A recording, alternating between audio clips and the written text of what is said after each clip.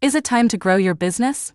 In this resource, we will review a checklist of steps that will help you decide if and when to expand your childcare business.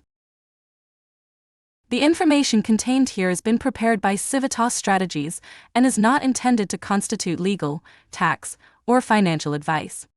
The Civitas Strategies team has used reasonable efforts in collecting, preparing, and providing this information, but does not guarantee its accuracy, completeness, adequacy, or currency. The publication and distribution of this information are not intended to create, and receipt does not constitute, an attorney-client, or any other advisory relationship. Reproduction of this information is expressly prohibited. Only non-commercial uses of this work are permitted. When looking to expand my business, what should I look for? These things can include a needs assessment for the area and services that need to be provided, like finances, staffing needs, and clarifying your goals. Resources for assessing the needs, creation of a budget, and a business plan are areas that we will provide resources for, and a business coach can support you in these areas. Expanding your childcare business can be a great strategy for the long term that builds productivity, brings in more revenue, and most importantly, brings quality childcare to more children. However, attempting to grow your business before you have taken the steps needed to support this growth can be intimidating and cause problems that you are not prepared for. Sometimes, small businesses will grow too fast or move forward without the necessary structure and capacity to execute the expansion, which can weaken or even end a business rather than strengthen it. As such, if you are thinking about growing your business, we recommend you first run through these 5 steps to decide if and when you are ready to expand. These steps were created using decades of experience from multiple childcare business experts around the nation and will help you take the steps you need to sustainably expand your business. Let's look at the 5 steps to expansion planning. Step 1. Assess your demand. It is important to know that your childcare business will have the demand needed to support your growth. Step 2. Consider your staffing needs. Think about the staffing needs your business will require when you expand. Step 3. Develop a clear picture of your finances. What does a clear financial future look like for your business? Step 4. Create a business plan. Outlining your goals through the development of your business plan helps you have a clear understanding and projected timeline for your growth. Step 5. Access capital to support your growth. We will dig into each of these a little more over the next few slides. Step 1. Assess your demand. One of the most important factors for growth is having customers.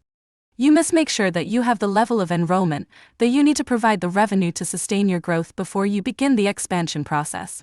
That's why we recommend that you first make sure that the demand by parents and families exists to support the growth that you want to undertake. First, do you have a wait list? The first indicator that it may be a good idea to expand your program is if you have more demand than you have available slots. If your current seats are all filled and you continue to receive inquiries from prospective families, this is a sign that there is enough demand to support your expansion. If you use a wait list, now may be a good time to ensure it is accurate. Taking some time to contact parents to confirm their continued interest can be time well spent if you are thinking about expansion.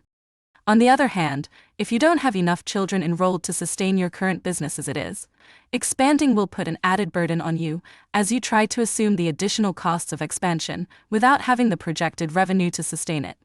Next, is there a demand for the type of care that you plan to offer? While a wait list will give you a good assessment of demand, it may not tell the full story of the type of services that are in demand. Be sure to talk to your current families to better understand if they would be willing to be a part of your expanded childcare program. For example, perhaps you are adding slots at your current facility and could easily fill these slots using your existing waitlist.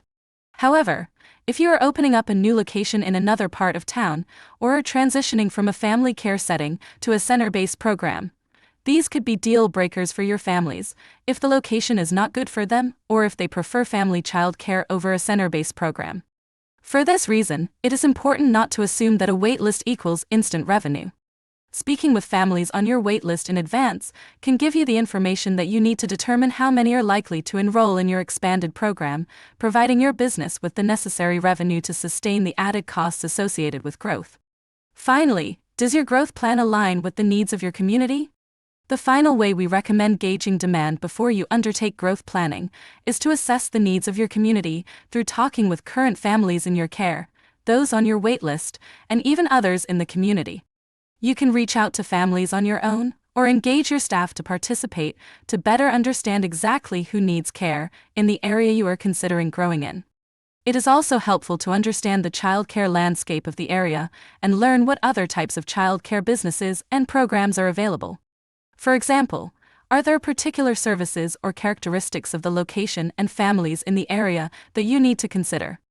What hours of operation and other services, such as before and after school care, are families seeking? What about the ages of the children that you plan to serve? Ensuring that your growth plan aligns with the needs of the community in which you wish to grow will help to give your expanded business the greatest chance of success. Due to the immediate impact on anticipated revenue, or lack thereof, understanding the level and type of demand in your area is a critical step that should be done before undertaking any other growth planning. This understanding can help to give you a picture of your potential financial situation and give you an idea of whether or not you are ready to grow. If you find that you do not have enough families on board to support an expansion, then you will want to work on reaching full enrollment at your current childcare business through marketing strategies. Step 2. Consider your staffing needs. Similar to prospective families, you want to hire at least some of the staff that you will need to support your expansion before you begin implementing your growth plan. It is important to think about lining up your staff in advance, as a lack of staff can be just as dangerous to your childcare business as a lack of demand among families in your area when you are trying to expand. To begin, start with conversations with your existing employees about their interest in a new location if you are adding one, or people they know who may be interested in working in the program. If expanding into a new region, it is also helpful to ask people familiar with the area about ways to attract employees, such as a local workforce development board. You do not need every position filled before you start to grow, but you should have a solid idea of what your staffing needs are going to be and a plan for how you will secure that talent. You will also want to consider the costs of hiring staff early. Typically, you need to hire staff before you have the revenue to fully cover their costs. This will be something to consider in Step 3, and your budget. You might also want to consider some ways to recruit and attract high-quality staff to ensure you have a group of qualified candidates to choose from.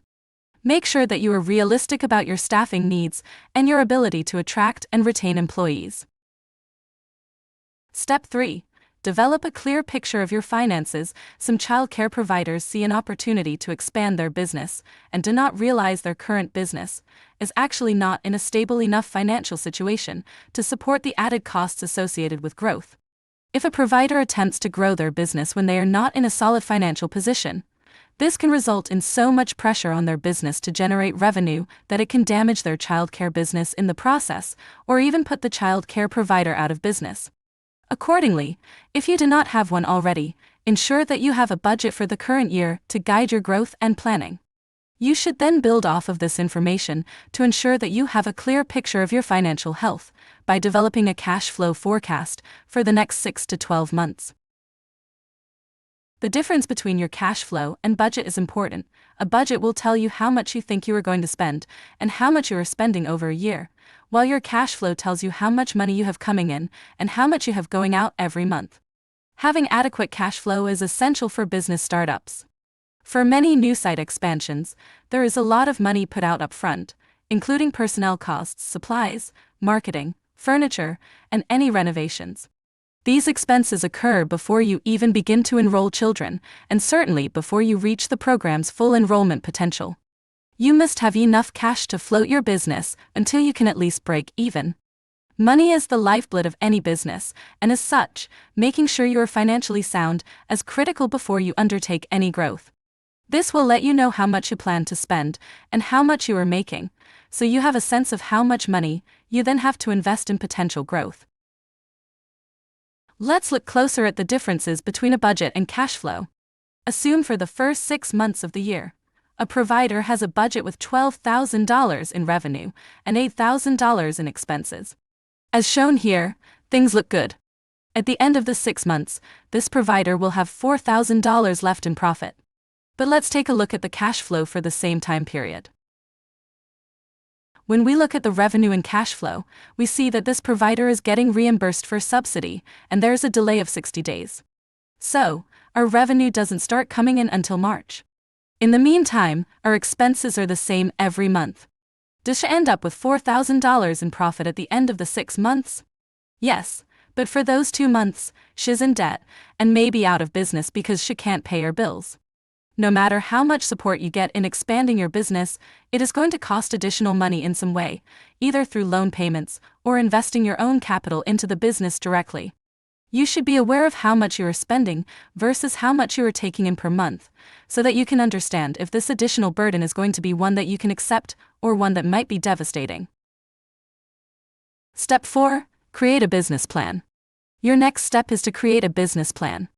There are many different types of business plans available, but we recommend you use a simple business plan that provides the most essential elements. Whether you use a simple format or any other, it is critical to have a game plan for your growth and make sure that you have a keen understanding and projected timeline of 1. What you plan to undertake. 2. How you are going to line up the families and children you need to bring in revenue. 3. If you have the staff on hand to make it a success. 4. That you have all of the facility permits and licenses needed to open for business on time.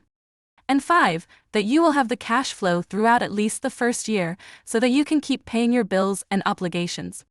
Having a written business plan that includes a clear budget will not only help you have a pathway to growing your business, but it also helps you identify where you may need extra attention or finances. Step 5. Access capital to support your growth. In many cases, when you plan to grow, you're going to need additional funds to make it a reality. Whether you're just adding a classroom to your current facility or building a whole new center or a family care business, you will incur additional costs.